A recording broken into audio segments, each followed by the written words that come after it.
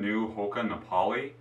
I want to do a quick first impressions video, kind of a new thing, and then I'll circle back and do a full review after I put more miles into this. I just got the shoe today, ran a 5-mile recovery run in them, and just kind of wanted to give a first impression, and then I'll follow it up with a full review like I said. So this, if you don't know about this shoe, is basically a Clifton 3 with a slightly redesigned upper.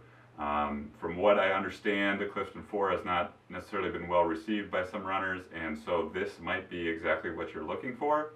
I want to give a little bit of caveat here because I have not actually run in the Hoka Clifton series before.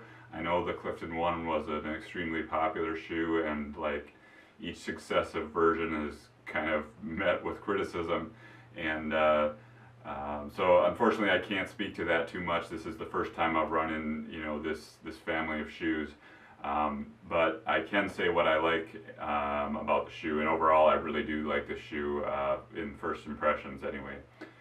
So first of all, this is a highly cushioned shoe. That was the very first thing I noticed. I put these on, and even before I started running, just walking down the stairs to go outside of my apartment and run in them, I could feel that springiness, that high cushioning.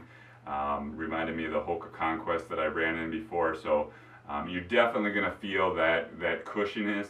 And the other thing I noticed is that it is a cushy shoe, but it doesn't feel, you still feel like you're getting that energy return when you run in it. So it's not like your feet are just like walking on pillows and like dissipating that energy. You feel like you're springing down and springing back up. I ran doubles today. I ran this morning fairly slow pace on a recovery run, and then I ran again this afternoon after I got home from work in these shoes in the second run, and I ran about a minute per mile faster. That has a variety of factors that cause that, but they were both recovery runs, so I wasn't pushing by any means, but I think at least part of that is probably due to these shoes.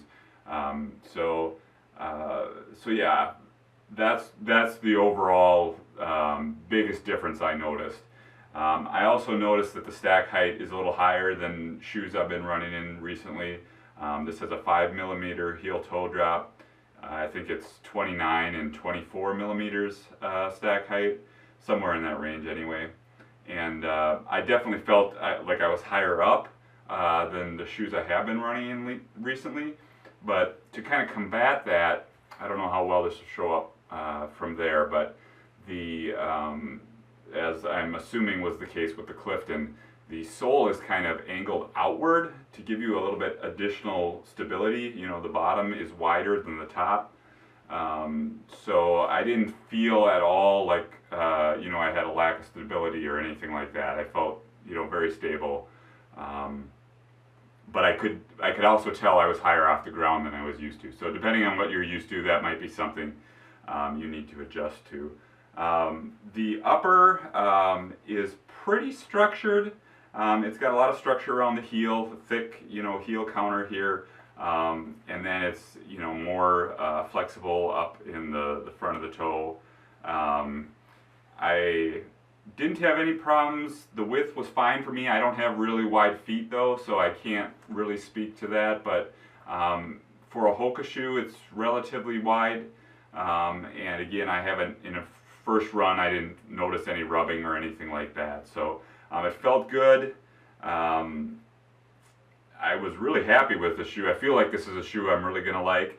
I'm a little curious to see how it's going to hold up. There's lots of exposed foam on the sole here. As you can tell, I haven't read up too much on the Clifton 3, how the durability was on those. I'm assuming it'll be exactly the same with this, but I'm always curious to that, especially with exposed foam. But there is quite a bit of rubber coverage in the high impact areas here. It's only exposed foam here, so yeah, we'll see how that holds up. We'll see how if the cushiness holds up over the miles.